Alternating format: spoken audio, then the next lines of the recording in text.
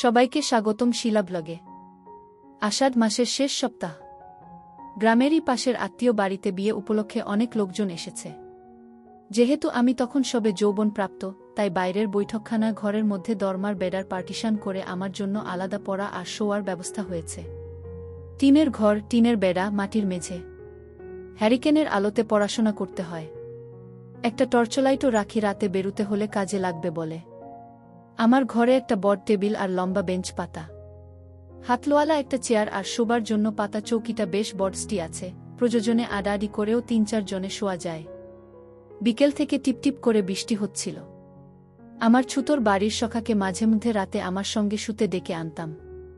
একটু বেশি রাত করে ও চলে আসত খোলামেলা বৈঠকখানা ঘরের মধ্যে দিয়ে। পার্টিশন করা বেড়ার একধারে একটা দরজা ছিল, সেটা দিয়ে আমার ঘরে ও ঢুকে পড়ত।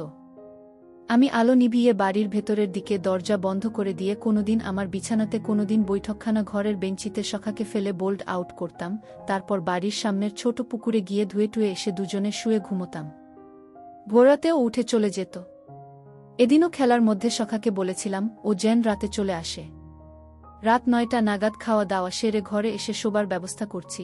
বৃষ্টি তখন খুব জোরে পড়ছিল। বুঝলাম এই বৃষ্টির মধ্যে অন্ধকার রাতে ওর আসার কোনো সম্ভাবনা নেই। ঠিক সেই সময় আত্মীয় বাড়ি থেকে রূপাদি এসে ঘরের দরজাতে ধাক্কা মেরে আমায় ডাকল। দরজা খুলে দিয়ে ওকে ঘরে ঢুকতে বললাম। রূপাদি বলল, না রে দেব, ঢুকব না। ছোট মাসিরা এসেছে, বৃষ্টির মধ্যে মেঝেতে তো আর শুতে দেওয়া যায় না। ছোট মাসি আর ওর বোনঝি মেয়েটাকে নিয়ে তোর এখানেই শোবে। আমি আলাদা চাদর আর বালিশ দিয়ে যাব, তুই দরজা খুলেই রাখ। খেতে বসেছে ওরা, একটু বাদেই আমি পৌঁছে দিয়ে যাব। হ্যাঁ। রূপাদি চলে যাবার পরই সখা বাইরে থেকে পার্টিশন দরজার টোকা দিয়ে জানান দিল। আমি দরজা খুলে ঘরে গিয়ে ওকে ব্যাপারটা বুঝিয়ে বলে বিদায় করে দিলাম। যেহেতু একটু বাদে ওরা চলে আসবে, তাই আমি বিছানাটাকে ঝেড়ে পরিপাটি করে রেখে বই নিয়ে বসলাম। প্রায় 10টা নাগাদ রূপাদি ছাতাসহ ওর ছোট মাসি আর তার সঙ্গে 19 বছরের যুবতী ফুটফুটে চেহারার বোনঝিকে দিয়ে গেল। সাথে দুখানা বালিশ আর দুখানা চাদর, গামছা। রূপাদি পরিচয় করিয়ে দিল, মহিলা হল কেকা মাসি। আর টুম্পা নামের মেয়েটা কেকা মাসির পাড়াতুতো কোনো দিদির মেয়ে। বিয়ে উপলক্ষে কেকা মাসির সঙ্গে এসেছে 25-30 মাইল দূরের টাউন থেকে।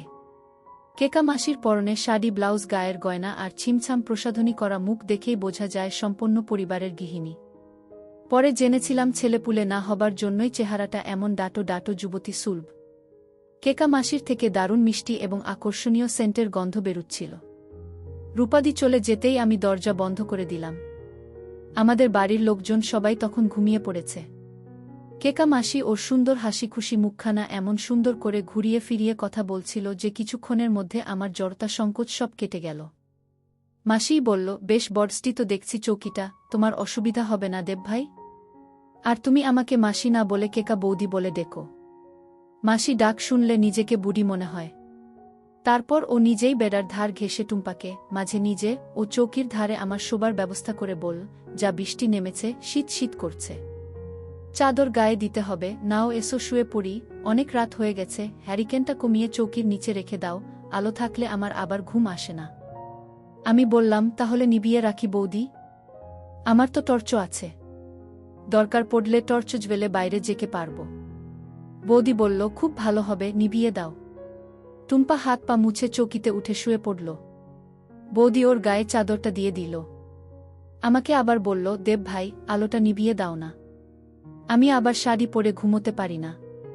কিছু মনে করো না, আর কাউকে বলে ফেলো না। আমি সঙ্গে সঙ্গে হ্যারিকেন নিভিয়ে দিলাম।